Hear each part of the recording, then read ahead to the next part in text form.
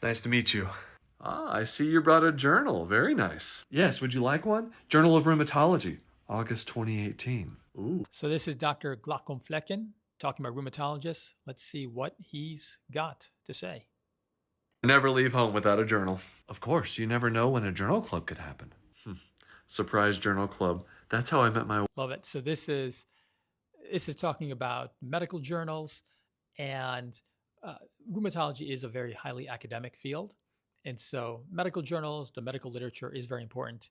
What I really like about this segment, however, is he's talking about paper medical journals. So for the young folks out there, back in the day, all medical journals used to be printed out on paper. You would actually go to a hardcore academic rheumatologist office, and on their bookshelf, you would find hundreds, if not thousands, of medical journals. And the longer they'd been there, the more pride they took on all their medical journals, and they'd be nicely organized. And let's say it was a rheumatologist, maybe they were following very closely 2 or 3 different medical journals. They'd have them very properly ordered and itemized, and they could have, the biggest flex for an academic physician back in the day was having 20, 30 years worth of academic journals all nicely arranged. Now, in this day and age, of course, since we have all this information in journals now on the tip of our fingertips, you don't really need to have all those medical journals lined up. But I still like the idea of a young rheumatologist walking around with a medical journal in his back pocket, ready to go and talk about it. Very quaint and very old school. And I don't think anyone does that still nowadays, but still nice thought. Anyway, tell me, why rheumatology? Well, in med school, I loved immunology, and learning the complement pathways didn't make me cry that much. What's your favorite interleukin? 12. Stimulation of T helper 1 cellular immune responses? I'm gonna have to keep my eye on you.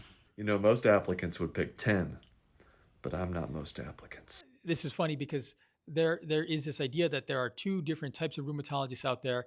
There's your hardcore basic science researcher that may have their own favorite sort of cell type or cytokine. I actually know 1 or 2 colleagues who are like that.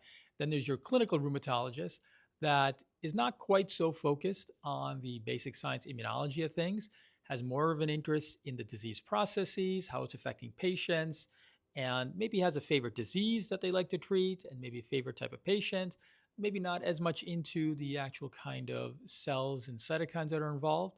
But for my take, I would say my favorite cell type is probably the eosinophil. It's interesting, a little bit unusual, a little bit mysterious, generally not harmful and actually good for you, but every once in a while can be a little bit dangerous and cause problems as well. What's your favorite antibody dilution? Oh, 1 to 1600, obviously. Honestly, anything over 1 to 800, I get chills. Antibody dilutions, such an old school concept. Back in the day, diluting and seeing how strong the antibodies was really important. Nowadays, with the modern way of checking antibodies, ELISAs, and other types of testing, you're not really counting on the dilution aspect as much. But back in the day, if you had only a 1 out of 80 dilution versus a higher dilution, these kind of things were big deals for rheumatologists. Not so much nowadays. Why is rheumatology the most difficult specialty? Because there are 1,000 diseases, and they can do anything at any time for any reason whatsoever. Yes, like rheumatoid arthritis. I mean, what's it doing in the lungs? There are no joints in the lungs. As far as we know. I love this because there's this idea that rheumatology is this very deeply mysterious thing for those folks who are outside of rheumatology. For rheumatologists, though, we come at it where we learn some basic principles and we filter most of our encounters with patients through that. So, what is the history that we're hearing from patients? What's their exam, their objective findings on labs and imaging? And filtering that through that kind of framework then gives you a sense for how to figure things out. But amongst our colleagues outside of rheumatology, there's this idea that rheumatology is like it's like the dark arts, and that it's very deeply mysterious. And sometimes it can feel like that, even as a rheumatologist. But for the most part, there is actually some sense to what we're doing. It's not just all madness and dark arts. A PhD, what did you study? I spent 5 years of my life trying to answer a single question. Is it lupus? What did you find? No. It's not. Damn. It never is. Is it lupus? This is classic.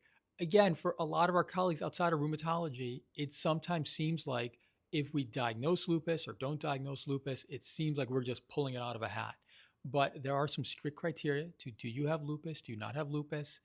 And yes, even for rheumatologists, we do recognize that sometimes things do not fit an exact diagnostic criteria or box.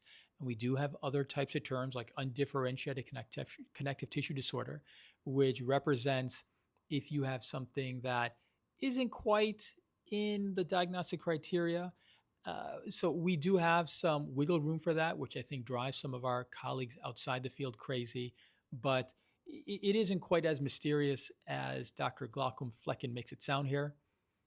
I think he hits what we are about as rheumatologists pretty well. A couple of fine points I would disagree on, but I think he hits it on the nose pretty well here.